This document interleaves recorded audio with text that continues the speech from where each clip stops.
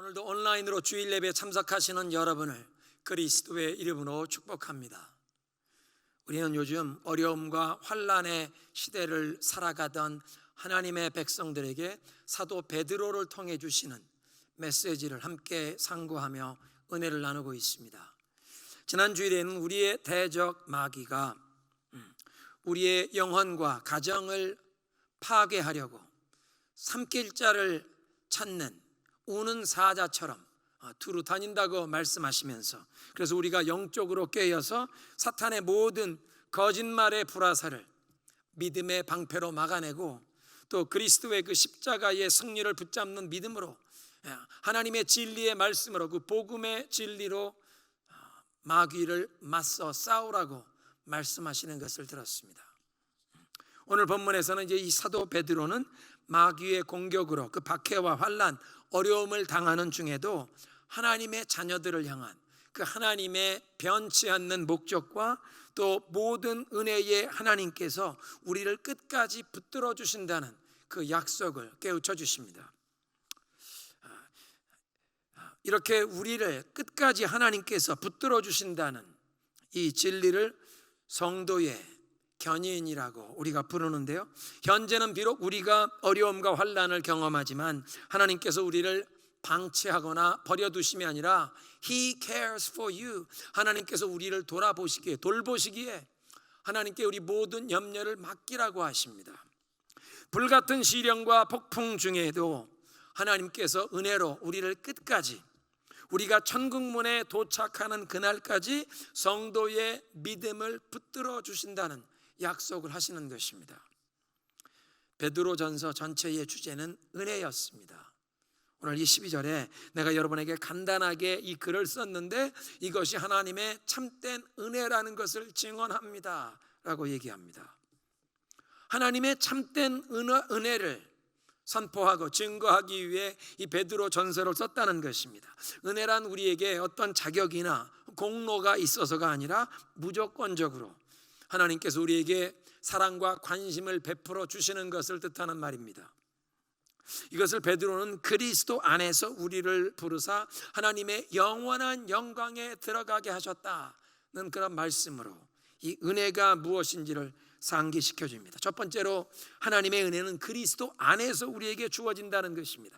그리스도 안에서 그 하나님의 무조건적인 용납하심, 우리의 모든 죄와 허물을 조건 없이 용서해 주시는 하나님께서 모든 대가를 다 지불하셨고, 우리는 겸손히 믿음으로 그 죄사함의 용서의 그 하나님의 선물을 받아들이고 죄를 뉘우치기만 하면 죄사함과 하나님의 자녀됨을 허락하시는 그 하나님의 은총이 오직 그리스도 안에서만 주어진다는 것입니다. 그리고 너희를 부르셨다. He has called you. 우리의 자격과 공로에 근거한 것이 아니라 하나님께서 일방적으로 그 절대 주권적으로 선택하시고 구원하시고 일평생 하나님의 그 사랑과 관심의 대상으로 삼아 주셨다는 것입니다. 그리고 그 부르심과 그 부르심의 목표와 종착역이 하나님의 그 영원한 영광에 들어가게 하셨다. To His eternal glory, 하나님의 그 영원한 영광으로 우리를 부르셨다는 것입니다. 현재 그리스도 안에서 거듭나게 하사 하나님의 자녀로 그 하나님의 보호와 관심을 받게 하시고, 마지막 날에는 하나님의 그 영원한 영광에 들어가도록 우리를 부르셨다는 것입니다. 하나님의 부르심을 받아서 성령으로 거듭나 천국 백성이 되는 그 순간부터 천국문에 도착해서 그 구원의 노래와 승리의 노래를 감격한 마음으로 부르는 그 순간까지 우리는 하나님의 은혜 안에서 이 믿음의 여정을 가게 되었습니다. 그래서 사도 요한은 우리가 그리스도 안에서 우리에게 주어진 이 하나님의 은혜를 누리는 것을 은혜 위에 은혜로라, 우리가 그 안에서 받으니, 그리스도 안에서 우리가 받는 것이 은혜 위에 은혜로다. Grace upon grace. 10절에 우리가 잠깐 고난을 당한 너희라 이런 말씀을 하시는데, 우리가 경험하는 이 고난과 어려움이 영원히 지속되는 것이 아니라 잠깐이라고 하십니다. 하나님의 시각으로, 영원의 시각에서 보면 잠깐 지나가는 것이라고 하십니다.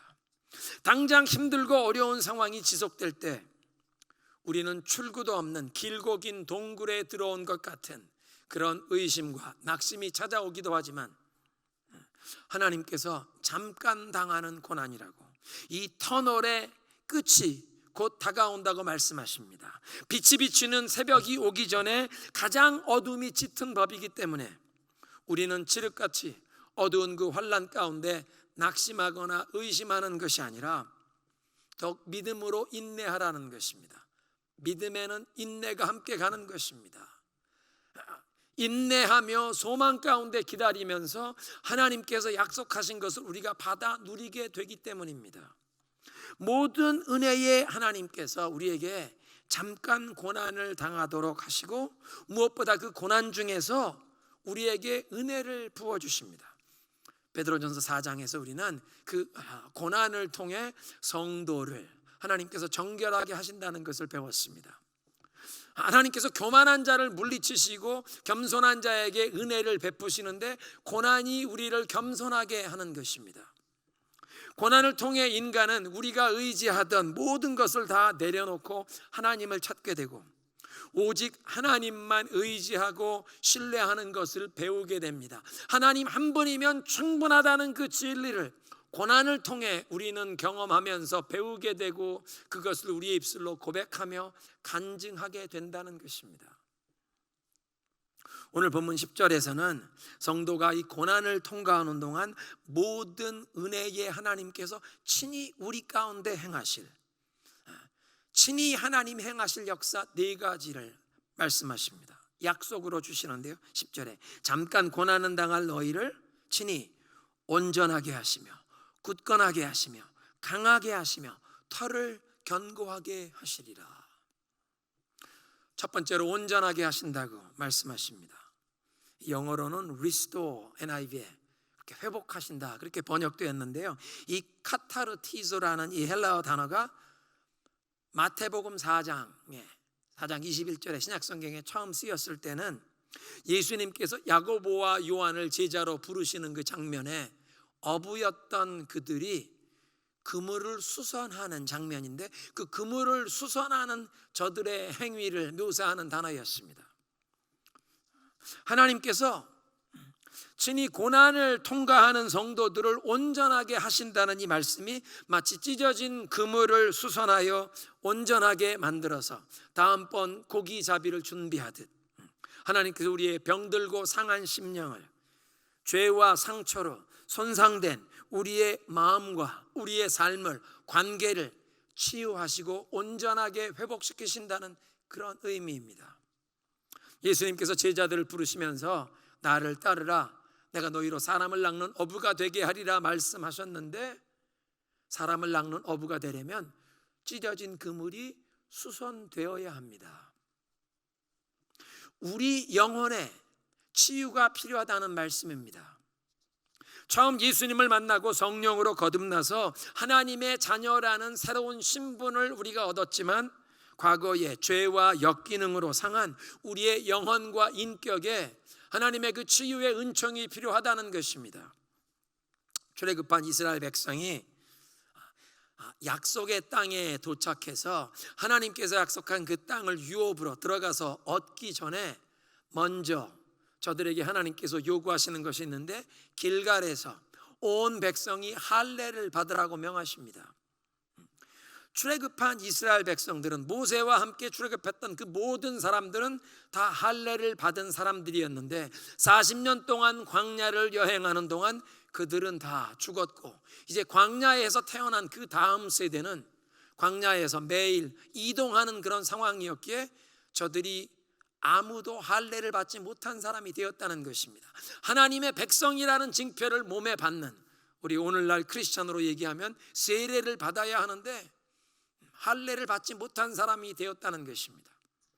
그래서 길갈에서 이 약속의 땅을 유업으로 얻으러 들어가기 전에 먼저 여호와의 언약 백성이라는 징표를 몸에 받는 이 할례를 행하는데 그 할례를 행하는 날 하나님께서 말씀하십니다. 내가 오늘 애굽에 종살이하던 너희의 수치를 이곳에서 떠나가게 하였느니라. 그래서 그 장소의 이름이 길갈인데, 길갈이라는 그 장소의 이름의 뜻이 굴러갔다, 영어로 rolled away. 그들의 수치가 굴러 떠나가서 그 장소의 이름이 길갈이 되었습니다. 하나님께서 약속하신 땅에 들어가서 유업을 얻기 전에 먼저 과거에 죄의 종노릇하던 것을 청산해야 한다는 뜻입니다. 모든 남자들의 그 포피를 빼어서 잘라내어 버리는 이 할례였습니다. cutting away, 잘라내어 버리는 행위가 과거 애굽에서 바로의 종노릇하던 그 수치를 잘라내 버리는 것을 상징한다고 하나님 말씀하십니다. 그런데 이렇게 과거의 죄와 수치를 끊어버리는 할례를 행하고 나니까 온 백성이 각자 처소에서 그 상처가 아물기를 기다리는 시간이 필요했습니다. 여호수아 5장 8절에 보니까 모든 백성에게 할례를 행하기를 마침에 백성이 진중 각 처소에서 머물면서 낫기를 기다렸다. 마취제도 없이 포피를 절단하는 수술을 하고 소염 진통제도 없는, 타이레놀, 아스피린도 없던 시절에 모든 사람이 그 상처가 아물고 치유되기를 기다리는 기간이 필요했다는 것입니다. 길갈에서 할례를 행한 바로 다음 날 여리고성을 향해 함께 행군에 나아가서 그 여리고성을 정복하는 전쟁이 일어난 것이 아니라 최소한 한 주간 이상 아마 모든 남자들이 거동을 못할 정도의 고통을 느끼면서 모든 백성이 처소에 머물며 치유와 회복이 되기를 기다려야 했다는 것입니다. 그래서 이 카타르티조라는 말씀, 찢어진 그물을 수선해서 온전케 하시는 이 주님의 치유의 손길이 우리 성도들의 삶에 임하는데 고난을 경험하면서 겸손하게 하나님의 주권적인 섭리에 순복할 때에 그 찢어진 그물을 수선하듯이 우리의 병들고 상한 심령을 하나님께서 친히 수선하시고 치유하셔서 온전하게 하신다는 것입니다. 이 카타르티조라는 말을 에베소서 4장에서는 하나님께서 우리에게 맡기시는 사명을 감당할 수 있도록 우리를 준비시키는 그런 과정을 묘사하는 단어였습니다. 에베소서 4장 12절에 보니까 성도를 온전하게 하여 봉사의 일을 하게 한다. 이 성도를 온전하게 한다는 말을 영어로는 equipping the saints for ministry, 무장을 시킨다, 준비를 갖추게 한다는 뜻으로 그렇게 번역이 되어 있습니다. 찢어진 그물을 수선해서 하나님께서 예비하신 봉사의 일을 감당할 수 있도록 준비를 시키는데 고난을 경험하면서 겸손히 하나님께 순복하는 것이 봉사를 위한 준비가 되는 과정이라는 것입니다. 하나님께서 세우신 그 모든 권위와 질서에 순복하며 고난을 통과할 때에 열매 풍성한 삶, 그리고 열매 풍성한 봉사를 위한 준비를 갖추게 된다는 것입니다. 때로는 죄와 상처로 병들고 찢어진 우리의 그물을 수선하시는 최선의 길로 하나님께서 우리로 하여금 고난을 통과하게 하십니다. 우리의 삶의 모든 것이 잘 풀릴 때에는 보지 못하고 깨닫지 못하던 우리의 허물과 그 잘못된 길을 고난을 경험하면서 우리의 마음이 겸손해지고 하나님 앞에서 우리의 허물을 알아보게 되면서 회개와 뉘우침에 그 눈물을 흘리게 되는 것입니다. 진정한 회개와 돌이킴이 있는 곳에 하나님의 치유와 회복의 역사가 임하는 줄로 믿으시기 바랍니다. 그러니까 고난을 통해 우리를 수선하시고 찢어진 금을 수선하듯 치유하시고 온전케 하시는 그 은혜가 임한다는 것입니다.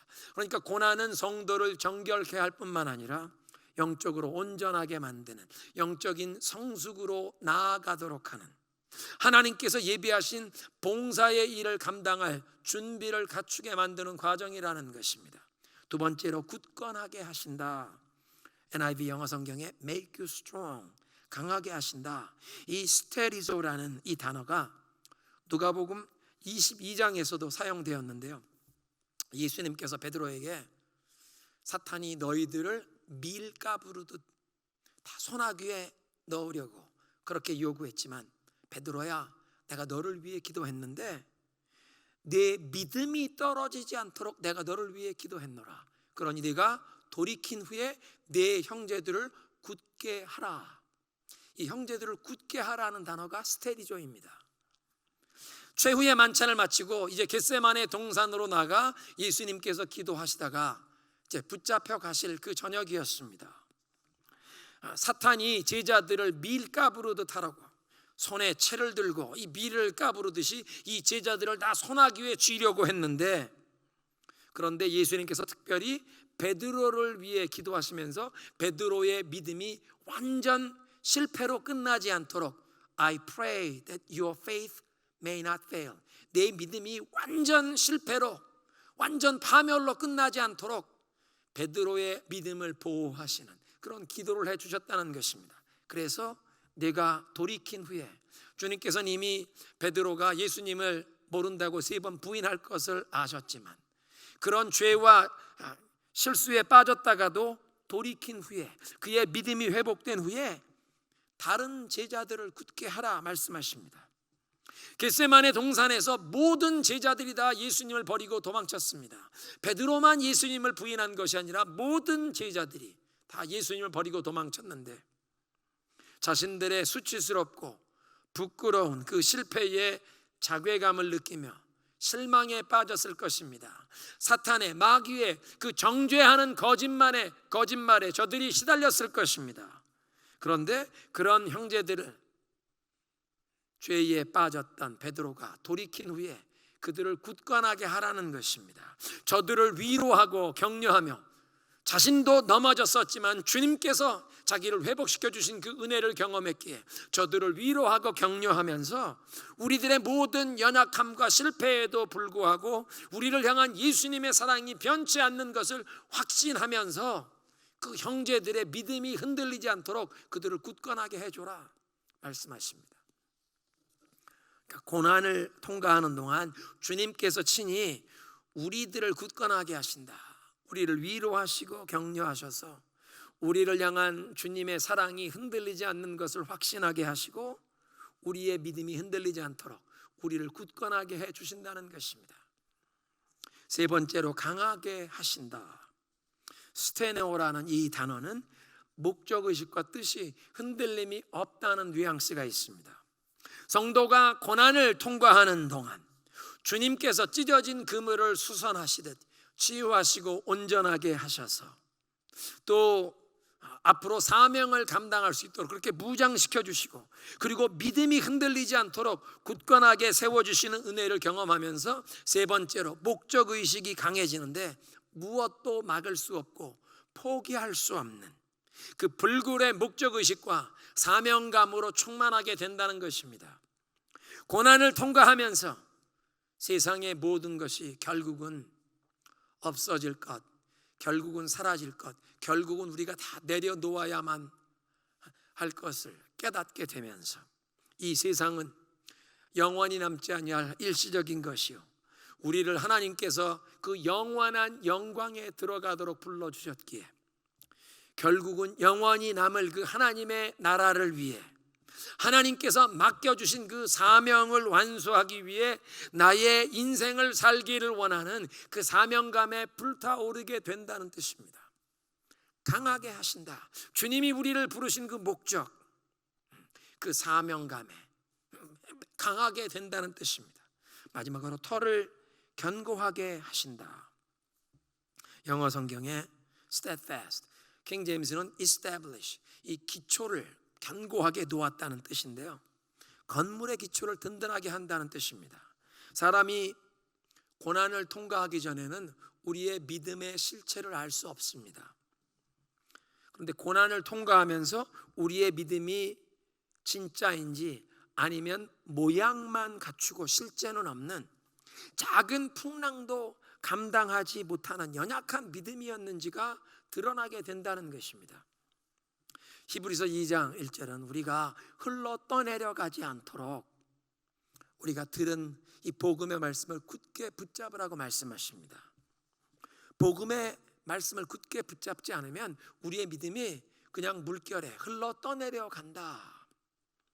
극심한 고난이라는 풍랑이 불면 바람과 파도에 배가 떠밀려가듯 우리의 삶을 뒤흔들어 버리는데, 그 풍랑 중에서 우리의 믿음의 실체가 드러나게 되는 것입니다. 2020년을 시작하면서 우리 교회 한 해 동안의 표어를 그리스도 안에서 우리의 정체성과 사명을 발견하자는 말씀을 사도행전 27장의 말씀에서 얻게 되었습니다. 주 예수의 신분으로 로마 황제에게 재판을 받기 위해 로마로 호송되어 가고 있던 사도 바울 일행이 타고 가던 배가 지중해에서 유라굴로 유로사이클론이라고 하는 광풍을 만나서 그 풍랑에 표류하게 되는데, 그 비바람이 얼마나 심했던지 이틀째 되는 날 이 배의 승무원들이 배의 모든 화물을 바다에 던져버렸습니다. 3일째 되는 날은 배의 모든 장비와 기구를 다 이 승무원들이, 선원들이 바다에 던져버렸다는 것입니다. 자신들의 항해술과 기술로 생존할 수 있다는 모든 가능성을 다 포기했다는 뜻입니다. 14일 동안 낮에 해도 보이지 않고 밤에 별도 보이지 않는 그 칠흑 같은 어두움 속에서 얼마나 비바람에 배가 심하게 흔들렸는지 아무도 음식도 먹을 생각도 못하고 모든 사람이 다 살 소망이 끊어진 것처럼 생각하던 그 즈음에 사도 바울에게 하나님의 천사가 나타나서 그에게 말씀을 주셨고, 사도 바울이 그 말씀을 받은 다음에 배에 탄 모든 사람들을 모아놓고 그들 앞에서 소망과 확신의 메시지를 전하게 됩니다. 여러분, 이제 안심하십시오. 여러분 가운데 한 사람도 생명을 잃지 않을 것입니다. 어젯밤 나의 주님이시오 내가 섬기는 하나님의 천사가 내 곁에 서서 내게 말씀을 주시는데, 이 배에 탄 모든 사람들이 다 살아날 것이라고, 안전할 것이라고 말씀하십니다. 배는 파손될 것이지만 모든 사람의 생명은 안전할 것이라고 약속하십니다.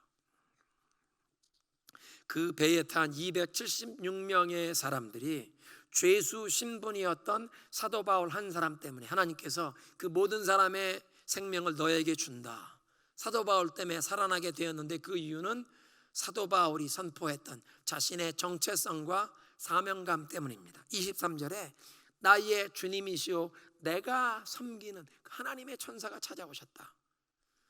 그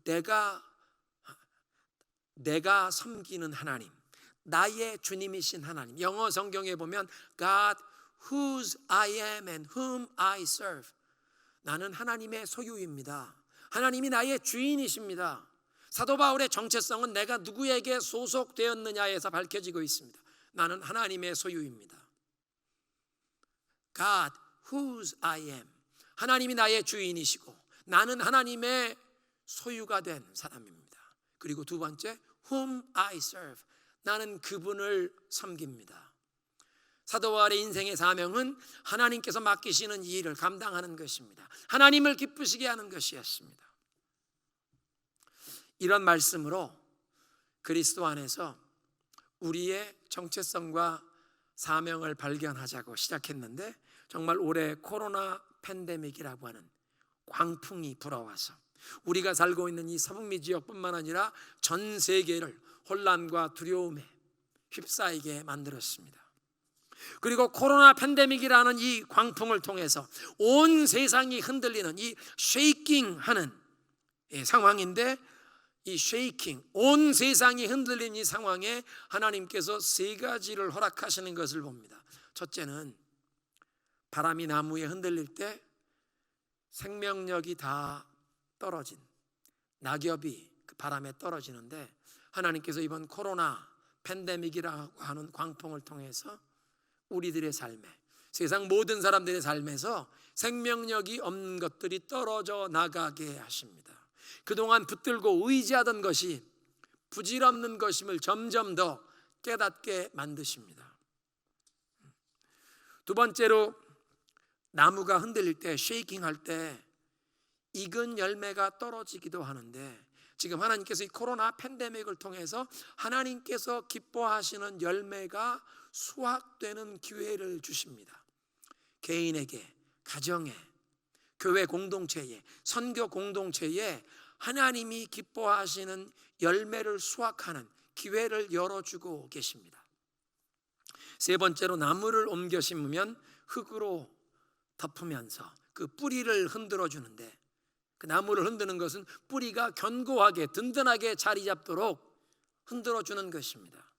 마찬가지로 이번 팬데믹의 이 쉐이킹, 흔드는 과정을 통해서 하나님께서 우리들의 이 믿음의 털을 견고하게 하시는 그런 기회를 허락하고 계십니다.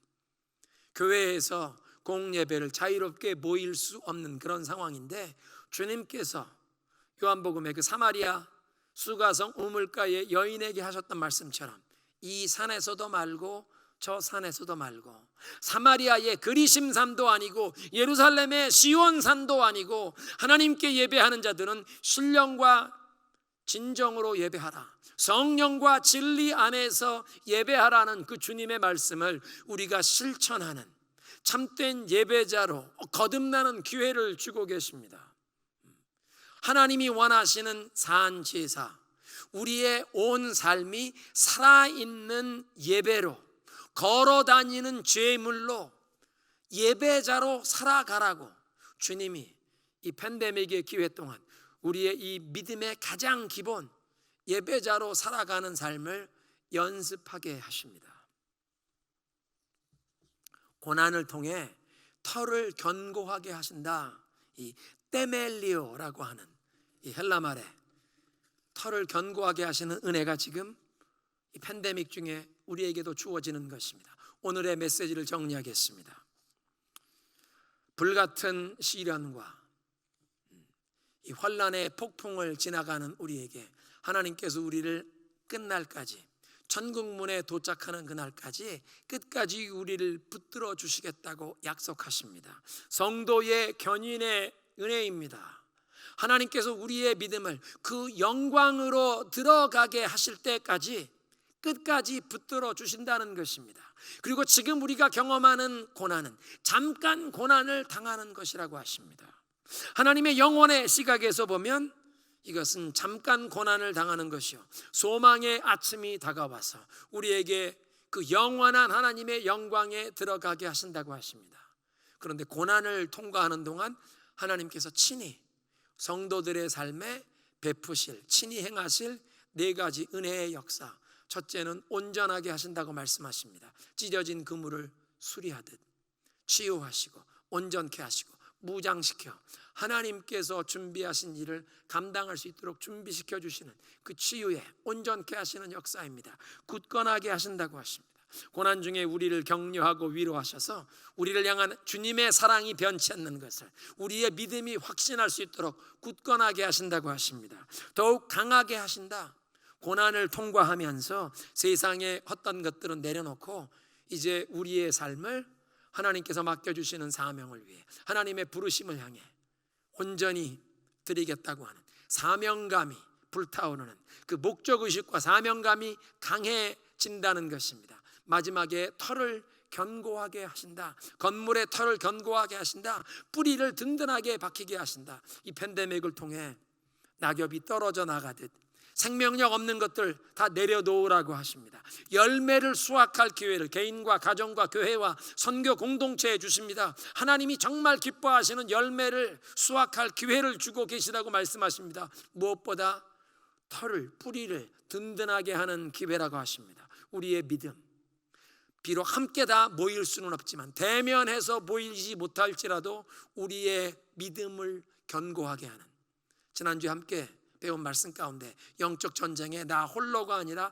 기도의 동역자와 함께, 군대가 함께 맞서 싸우는 것처럼 우리가 함께 서로 위해 기도하며 우리의 믿음의 기초가 더 견고해지는, 주님께서 우리의 털을 견고하게 하시는 기회를 주신 줄로 믿습니다. 함께 기도하겠습니다.